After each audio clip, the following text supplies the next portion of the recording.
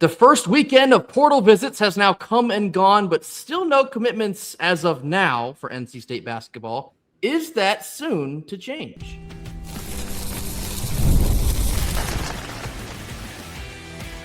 You are Locked On Wolfpack, your daily podcast on the NC State Wolfpack, part of the Locked On Podcast Network, your team every day. What's up, Wolfpack Nation? It's time to get locked in with Locked On. Our Monday sponsor is brought to you by FanDuel. Right now, new customers can bet $5 and get $250 back in bonus bets if that first $5 bet wins. Head on over to FanDuel.com in order to get started. Happy Monday to all. As always, I'm Grayson Boone, joined by former Wolfpack defensive tackle Kenton Gibbs.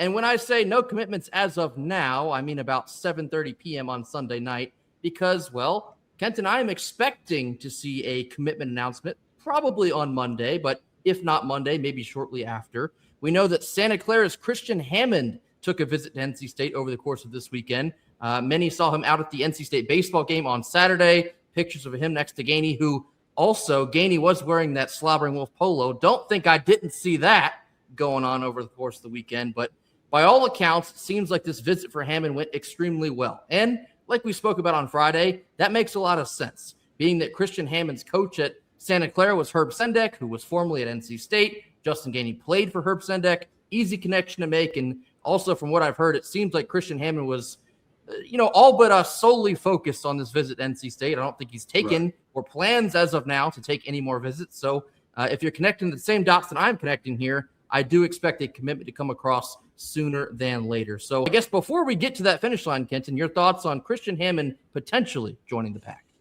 Christian Hammond was one of the best scorers in the West Coast Conference last year at Santa Clara, and he's a guy that, as the kids say, he controls the traffic. He knows what's going on in terms of, not only how to get his shot and do for himself, but also how to get his teammates involved. And like Grayson and I said, if you can bring back P2 and get a point guard of that ilk that gets everybody involved, that knows how to make what pass and when, you're going to put yourself in very good position, because at that point, all you need now is bigs, and versatile defending wings, and you'll be in a really great spot there. So ultimately, I think that this would be a very good pickup for a first piece as a very good get for this, for Justin Gainey and staff as their first portal commit. Yeah, and based on what I've seen, I like the toughness that Hammond plays with. I would consider him more of a scoring guard than a pass-first type of point guard, but that's fine. A guy that shows toughness, getting into the paint, getting to the line, getting to the rim. No fear of any size mismatches for Hammond, as he is 6'4", so a relatively bigger size guard. He feels like he can play with virtually anyone, and that's the kind of toughness and edge, of course, that Gainey would be looking for in players to bring here to NC State. So here on Sunday, all the crystal balls have already been sent out. Usually the definitive sign is a note from Trilly Donovan. That has also been sent out, and that guy rarely misses. So like I said, I do expect Christian Hammond to be the first commitment for NC State, whether it happens here on Monday or Sunday evening as we're taping this. We'll see when that does come through, but I am expecting Christian Hammond to run with the pack. The second name that we also discussed on Friday also is now taking a visit here on Sunday to NC State. Bishop Boswell, the guard from Tennessee that just played under Gainey with the Volunteers this past season. Well, actually, the last two seasons. Another guy, super easy connection to make. Just played for Gainey, very defensive-minded type of guard. Obviously, Boswell was one of the first players that Gainey had reached out to once the portal window opened. I do know there's a couple teams in the Big Ten that are looking to get in contention for Boswell, but Boswell made the trip to Raleigh on Sunday, was also seen out at Doak Field on Sunday watching the Pac-9 play. And by all accounts, things with Boswell are also going swimmingly. So as I said on Friday, and as it goes in life, it's all about the relationships you make. And it seems like the relationships here with Bishop Boswell will pay off for the Wolfpack. Yeah, for sure. And, you talk about a great relationship. You played for the coach for 2 years, for crying out loud, right? And we know Rick Barnes is a legend, and I'm sure he builds great rapport with all of his players and whatnot. But the associate head coach, what Justin Gainey was, you also are very much so responsible for kind of fostering those relationships and getting things done there. And what better to bring in than a guard who knows how you're going to run things, who knows, hey, this is the expectation and this is the standard, right? We all talked about the excitement surrounding we want to contest every single shot. Well, it takes a certain type of player to buy into that mold because contesting shots is not sexy. Closing out without fouling is not sexy. That's not something that's logged in the stat sheet that, people can see and say, oh, even if I'm being lazy, I can tell you that this guy's a good defender based on how many times he closed out without fouling. It's not one of those things. And yet it's an expectation that Gainey has that Bishop Boswell is well aware of and well aware of how to complete. So ultimately, I think the Bishop Boswell being here would be a great kind of foundational piece to, hey, this is how Gainey wants to play, and this is where you slot in. Knowing what you're getting out of a player, and as a player, knowing that there is a belief already baked into the equation from that coaching staff, another situation that just simply, well, it makes a lot of sense here for both parties. And then not to mention, Boswell is a North Carolinian. He hails from Charlotte, so maybe moving back home a little bit closer to family could be another, cherry on top of the situation. But I do expect this to move relatively quickly. NC State has obviously placed a priority on the attendance of Bishop Boswell here for a visit. And now that happened here on Sunday, seems like it might only be before long here before we see something come across. Before we give you a couple more names to consider here on Monday, let's talk more about retention because this is an ongoing situation. Cole Kluwer and Paul McNeil have both technically entered the portal, but as I've been told, NC State is still actively pursuing both of them. They've made it known that they have a spot here if they choose to stay here. I think there's some monetary figures obviously still being discussed as Cole Kluwer and P2 are being courted by several other teams in the process. But for NC State, they've made their position known. They want both of them here. They're valuable pieces potentially to next year's roster, and the situation is going to remain fluid. But Paul McNeil, I saw he had a Zoom call with Maryland. That, I'm going to be 100% honest, that shocked me. I don't know how Maryland is getting on the phone with Paul McNeil, and I'm going to say this disrespectfully because I lived in Maryland for a long time. I don't like Maryland. So I don't know how they got that. I don't know why Paul would entertain that, but good on him for weighing his options there. We'll see where that goes. But yeah, like I said, for NC State, they're making it known that Cole Kluwer and Paul McNeil, if they choose to, can certainly still run with the Wolfpack. I mean, obviously, Grayson and I have a philosophical difference on how much we would pay Paul. I would tell him, hey, brother, what do you want? What do you want? Whatever you so do need, come on back. Come on back. I don't care if it straps us for building the rest of the team, because to me, there's some moments where you're going to overpay. But number one, not only does it cost what it costs to win a championship, but sometimes it costs what it costs to have the fans be on your side and understand, like, hey, he did everything he could to give the fans what they wanted in P2. Cole Kluwer, I think that he's a good player. Everything that I've seen about him, he's a really good player. He's a kid that is very, very young. He has a lot of years of college basketball ahead of him because I don't take him to be a one-and-done type talent. So I think that you're going to get multiple years of pretty good mid to high-level play. With that being said, I would if you can get both, do it. But if I could only land one, Paul, you name the figure, okay? This check is blank, brother. In the words of Taylor Swift, I got a blank space, baby, and I'll write your number, okay? Because your name's already on here. But we going to write your number in that blank space, brother, because, I think the world of P2, and I think that he's that level of player. And, again, I think that he's a guy that this is probably going to be his last year of college basketball, but I want all three of his years of college basketball to be with the Pack. I want him to go down in history as a Pack legend. I'm definitely with you. If I had to choose one, I would also side with Paul McNeil. And I think part of me, just from a developmental standpoint, we know what Paul can do in scoring the basketball, but the defensive side of his game still needs some work. Knowing that Gainey highly values high-quality defense, I want to see what that looks like. I want to see what Paul would look like after getting some defensive coaching. And then maybe year 3 running back with the Pack, he could become very quickly an all-time player here at NC State. So I, too, would choose Paul if I had the choice. But you mentioned value. I do want to talk about this real quick because over the course of this weekend, we've had several people ask us, hey, NC State seems like they're only going after mid-major players. Are we broke? Is that what that means? Do we not have the money to buy after P4 talent?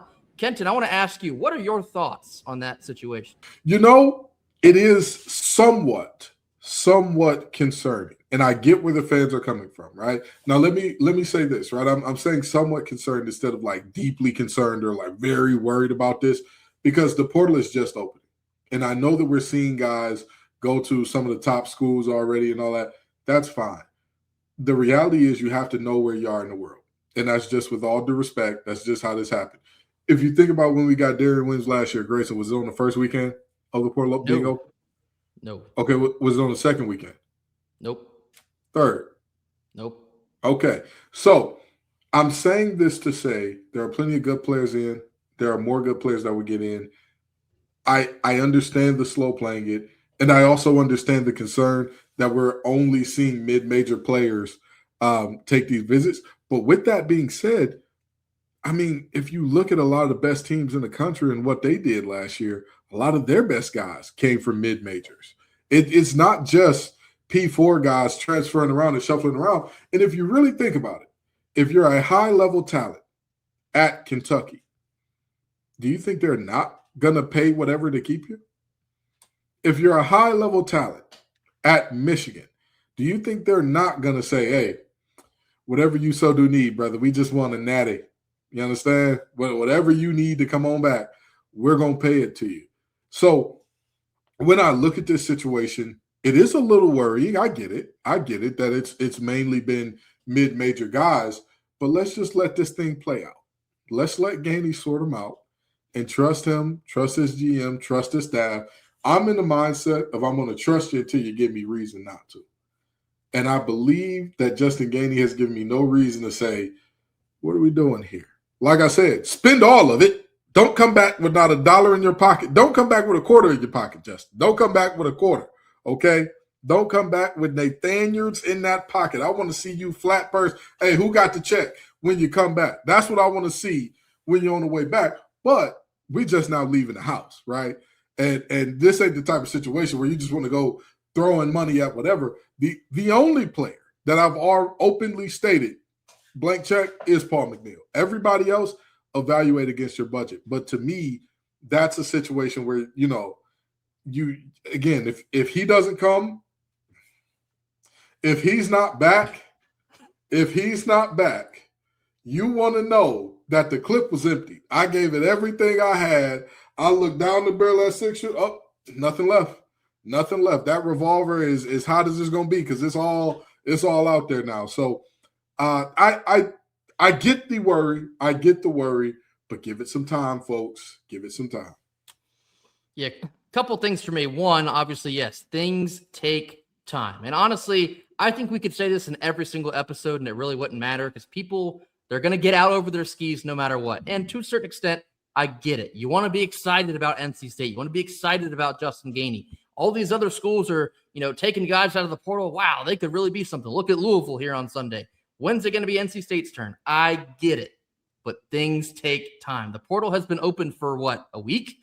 Less than a week? You still got, I think, another 7 to 8 days to enter your name. You're going to see much more come across your desk over the course of this week. And then, like I said before, that window closing is just for names to be in. Once you're in, you can take however long it needs to find your next destination. So there's a lot of time for NC State to evaluate talent. And my second point here is this is what Gainey has excelled at Tennessee these last couple of years. When you're looking at mid-major talent, some of the best players that Tennessee has put into the draft came to them from the mid-major level. You look at Dalton Connect, you look at Chaz Lanier. These are guys that Gainey's gone out and found, and look at them blossom really fast at Tennessee, putting up 20-point games seemingly night in and night out. Then they're on to the league. Now, I will say that's not sustainable to look for 10 of those guys from the mid-major level. You're going to need some high-quality talent here at NC State, but again, there's still so much time for that to come back across. Last thing, I will give you a couple names here. We'll discuss more over the course of the week. I think on Friday we did discuss Torrey Alston, Middle Tennessee State. He's a 6'9" big from Durham, North Carolina. I know NC State is interested. That's a name to keep bookmarked for now.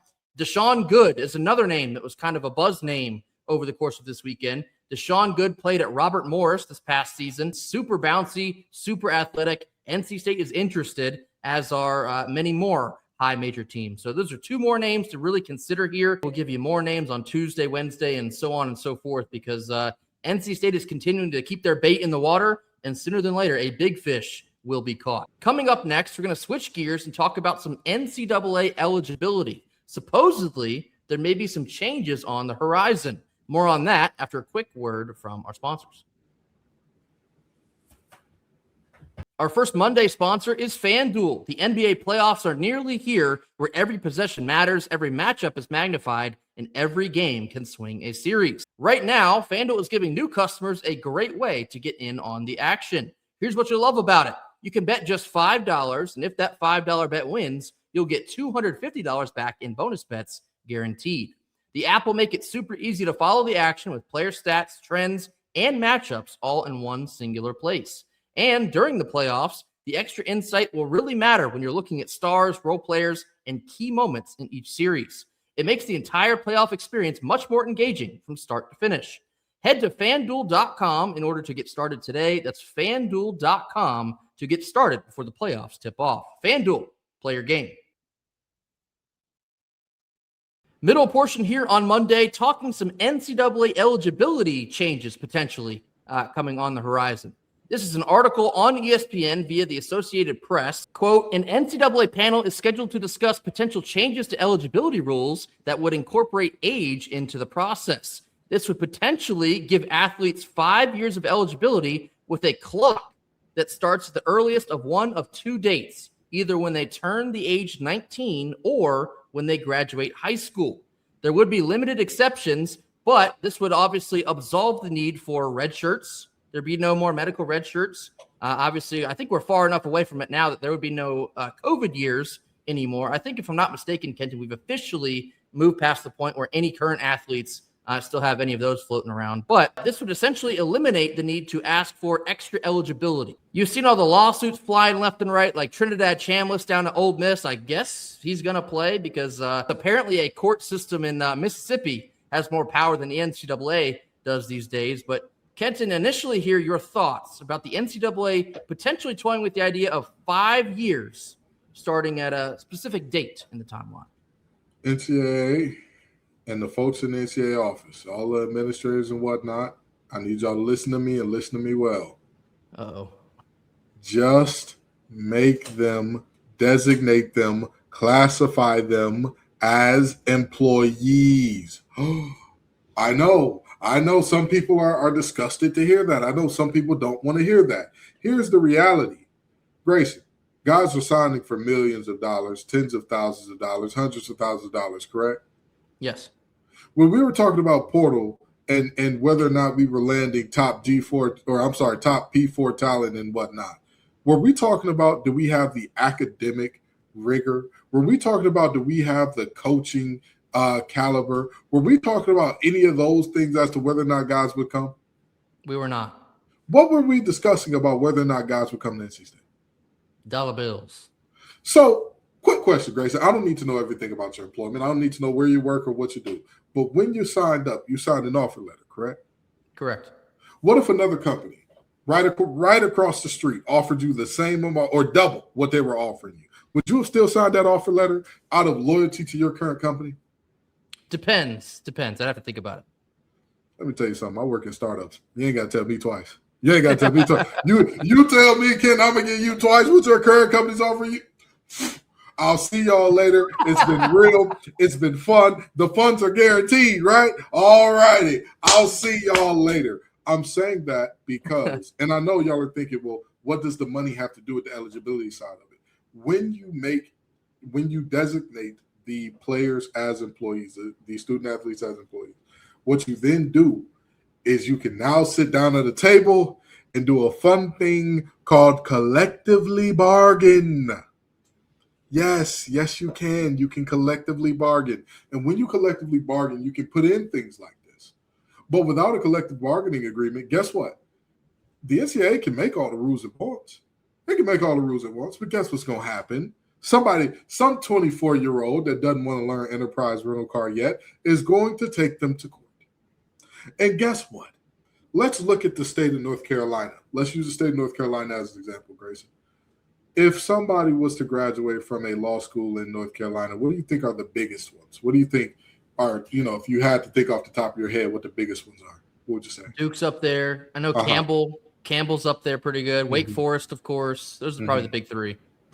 You're also missing the Dirty Foot Club having a pretty big law school in and of themselves. But I did that on purpose. I say that, but see, that's I'm saying that on purpose for a reason, right? NC State does not have a law school, but I'm saying that to say, if a player wants extra eligibility and they're playing at one of those schools, do you think it's a high chance that they won't get a judge from their alma mater?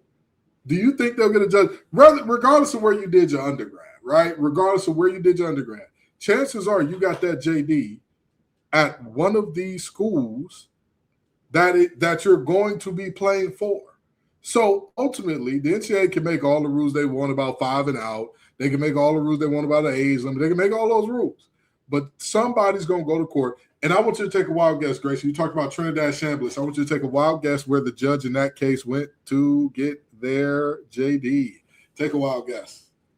As I walk here out on my branch, I'm going to just take a wild guess and say Mississippi. You're not walking out on a branch. You're walking out on your porch because it's very stable. It's got a very stable foundation. You are correct. Ole Miss law is where that judge went. So the reality is, as much as we try to get around it, all of these things are interwoven and intertied in a way that the NCAA's only hope at slowing this thing down. They have to look at the mistakes of their past and say that we tried to be so restrictive before. That's what led to the Wild Wild West now, and say, let's not make that mistake again. Let's designate these young men as employees. And here's the thing, and I'm going to stop this tirade right here. Listeners, I know y'all are thinking, Ken, you're taking the college away from college sports. This is actually putting the college back into college sports. Because when you have collective bargaining and employees, I worked for a company for years, and I'm not going to say their name, but I worked for a company for years where I was contracted to these different jobs, right? And as part of my contract, as part of me signing with them, I could not go work in-house for any of those companies for a year.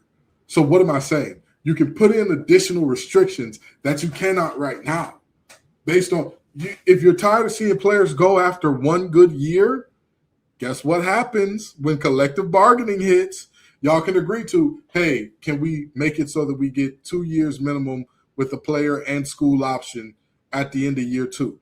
Can we make the scholarships 2-year renewable, guaranteed 4 if the player has a career-ending injury or something like that?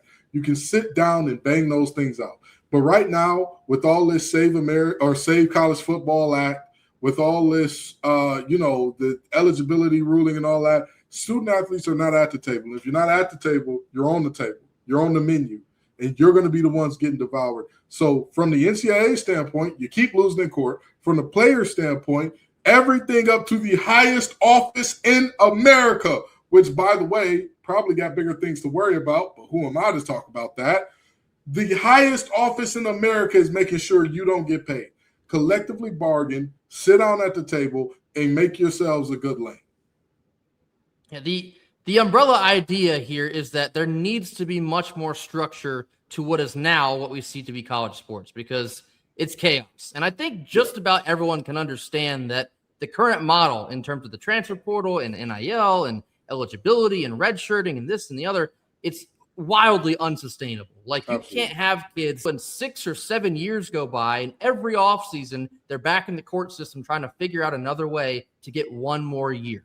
And then you have 25-year-old super seniors transferring to their 4th school. It's ridiculous. And so on its face, I do think a harder guideline about 5 years in totality, I like that. I'm on board with that. I think it makes a lot of sense because, yeah, like, injuries are going to happen, and that certainly is a shame. And I know there's circumstances where you might have a player that truly does have catastrophic injuries for like 3 or 4 years. But like at the same time, there's just there's so many clogs in the system, like the transfer portal. You talk about high school recruiting. That has gone almost completely by the wayside, at least it seems. And maybe adding on 5 total years would still clog it up to a certain degree. But I think this is a good idea to start with. I think 5 years from the time you graduate high school or you turn 19, it makes a lot of sense. I don't want to see 25-year-old G League players come back and play college basketball. I don't want to see a 27-year-old quarterback in his 7th year of eligibility play for Oklahoma State. That was Brandon Whedon shout out if you remember him. But it's just there needs to be more structure. And it's a shame that it's kind of come to this, because back in 2021, I think it was, when NIL and the transfer portal really got popping off, the NCAA wasn't prepared for everything that would follow. They were just told, you got to pay your players, to let these players jump to wherever they want to jump to find the best situation for them. Some of that is still true, but not allowing any guidelines to be in place ahead of that, chaos. It was Pandora's box. They knew it when they were doing it. They still opened it anyway. And now, to Kenton's point, you have a favorite player who's putting it all on the line for NC State for 1 year. And then he plays so good the next year, he's putting on that Kentucky blue. Next year, he's putting on that purple and gold out in Baton Rouge. Next year, he's going somewhere else, playing for Texas, playing for Alabama. It's not just NC State fans that are sick of that. I can promise you that. So I do think that a 5-year limit, it makes a lot of sense to me. No more court systems, none of that. We don't need any of that. That is eroding everything we used to love the most about college. Maybe this will get passed soon. We'll have to see where this goes, but I think the two of us certainly agree, maybe on different lengths here, something has got it. Well, multiple things have got to change inside of college sports ASAP. Absolutely. And I want to end it with this. Grayson, you talked about sustainability, what's sustainable and what's not. I want to talk about the money part of this just one last time. The reality is we've been seeing 100% year-over-year increases in terms of what top players are paid. Just 4 years ago, 500 million was like, I'm sorry, not 500 million, 500,000 for a quarterback was like, wait, what? Yeah. Oh my God. And then the next year was 1 million. And then the next year was 2 million. And then the next year was 4 million. And now we're looking at Darian Mensah allegedly getting 8 million, not even including the buyout. So we're looking at a situation where Carson Beck got his Lambo or Ferrari or something like that stolen last year and was just like, hey, I'm going to go buy another one. Don't worry about it. No big deal. You want to talk about not sustainable? There's only one team that wins a national championship every year. There's only 12 that go to the playoffs every year. How many alumni bases are going to keep shoveling out tens of millions of dollars annually? And mind you, it increases year over year. So we're talking about 100% for the top players. I don't think the bottom players have seen meager increases either. So if you're seeing situations where, if you play O-line at this school, you'll get $50,000. Well, now you got to up it to 75. Well, now you got to up it to 150. How long until you're saying, okay, y'all are on pace with the NFL? It's in the NFL, you know why they're able to pay so much in the NFL? It's a business with owners. And the owners see a guaranteed return on their investment. Even if Jared Goff never wanted to step out of the tunnel again for the Lions, even if Jahmyr Gibbs never wanted to step out of the tunnel again, guess what? Sheila going to see that money. Sheila, I believe it's either Firestone Ford or Hampford, something like that. She married into one of the other dynasties for tires. But she's going to get paid regardless. The alumni that are giving that money, as much as we ask for Jim Goodnight to give some money, what is he going to get out of state being really good at sports? The satisfaction of my alma mater is good. Very different than NFL, NBA, MLB, where you get a guaranteed share of, our TV deal is this big. I personally get a share. Not the university gets a share. I personally get a share. So, just food for thought there. This is wildly unsustainable. And again, athletes and universities need to come together in this moment because both of them are hitting their breaking points. And I don't think that it'll be smart for all athletes to assume and live their life off the 1% type of outcome. That's not smart. That's not smart. That's not good for anybody to expect, hey, I'm going to be the 1% that gets paid like this. It's not good for anybody. Put some protections in there for yourself and say, hey, maybe we need to go back to the 4-year scholarship instead of the 1-year renewable. Maybe we need to go back to that, where if I sign on the dotted line with you, I'm guaranteed a degree from your university. Not a degree, but the opportunity to earn a degree at no financial cost to me. So, just food for thought. Like Grayson said, this is wildly unsustainable. Be sure to tell us your thoughts in the comment section. Very intrigued to hear other people's thoughts. Do you think the NCAA needs more structure in terms of eligibility, in terms of players being paid? If so, let us know what you think in that comment section. To finish out our Monday show, we're going to switch gears again and talk some NC State baseball. Horrible news in the middle of the week, but they found a way to rebound and take the series from Duke. More on that after a quick word from our sponsors. Our second Monday sponsor is TurboTax. It's tax time. Well, getting close to the end of tax time. And for a lot of us, the old way of doing taxes it's a lot. Trying to book an appointment that's not the most convenient, sitting in a waiting room with a stack of papers, or emailing back and forth and wondering if they ever actually get your situation. This year, you're getting a major upgrade with Intuit TurboTax. They now have in-person locations nationwide, so you can meet face-to-face with a real tax expert. You can get your documents uploaded straight to your TurboTax app on the spot. And just like that, you're done. Your TurboTax expert will work to get you every dollar that you deserve while you get real-time notifications as you go about your day. It's the relief of walking in and meeting a real person and walking out knowing your taxes are handled correctly. Head on over to turbotax.com/local. That's LOCAL. TurboTax.com/local to find a store near you and book your appointment. Only with TurboTax. Last couple minutes of our Monday show, talking some Pac-9 baseball. Obviously, we covered the Jacob Duden news on our Friday show.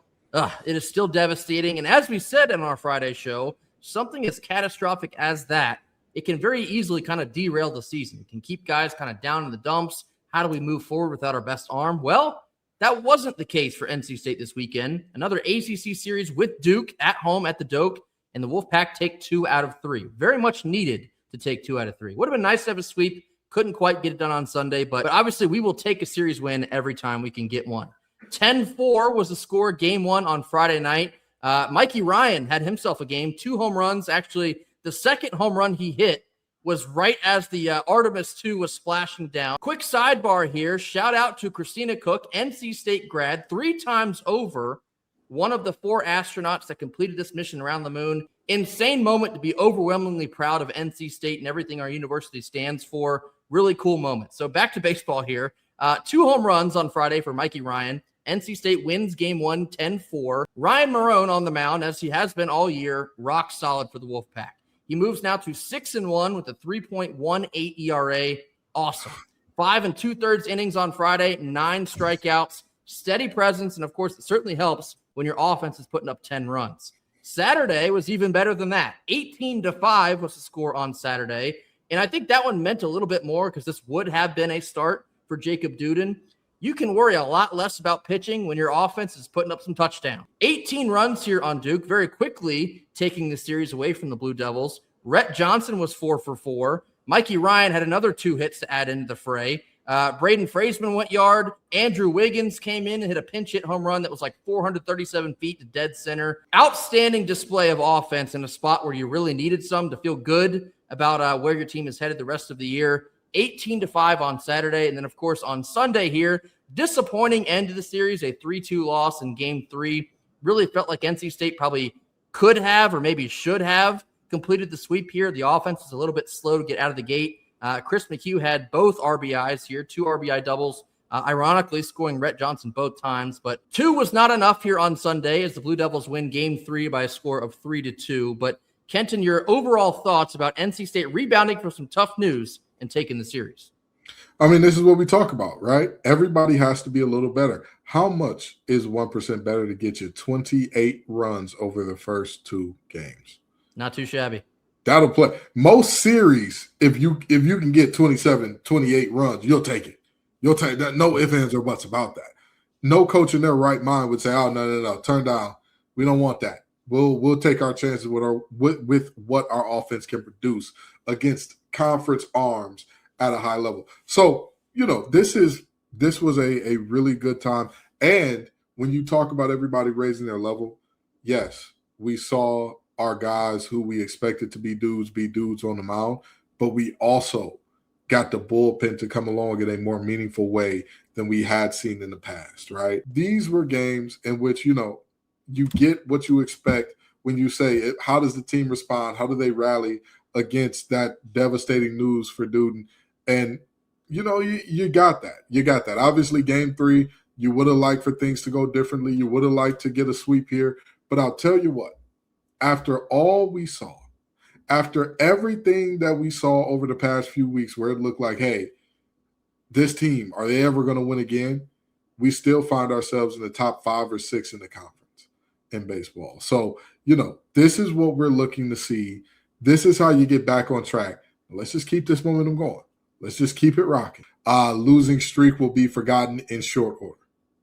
I would say it's kind of already been forgotten. It's been a very successful last 2 weeks, getting back in the win column and kind of riding the ship. And I think it was a lot of a team effort that we saw over the course of this weekend. I know I only mentioned Marone on Friday. I should have also mentioned Heath Andrews on Saturday and Cooper Consiglio on Sunday. I thought our starting pitching all weekend was very good. All 3 games, the starting pitchers gave you a great position to put yourself in to win that ball game. And obviously, yes, it is a shame that you couldn't complete the sweep. But for this team to get that horrible news of Jacob Duden and quickly rally around him. Also, Jacob Duden, the kid that he is, was still in the dugout all weekend, still in full uniform, supporting his guys. That just speaks to the character that the dude is. But overall, good series win. Does sting a little bit to not complete the sweep, but obviously plenty of opportunities will still lay ahead. Week is going to be a big week for NC State baseball. You have 4 games on the road. First one will be Tuesday night in Greenville against the ECU Pirates. Always want to try and take it to the Pirates, and especially on the road. Then, of course, next weekend will be on the road out in Winston-Salem.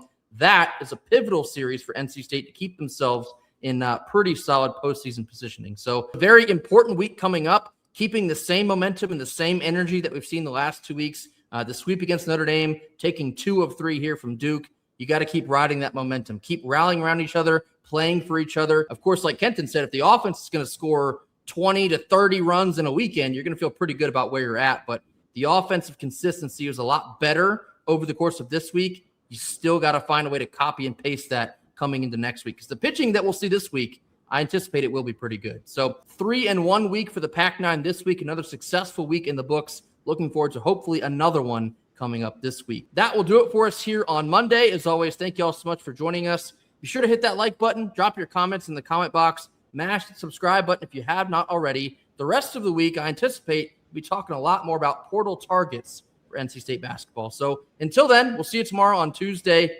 Go Pack. Go Pack.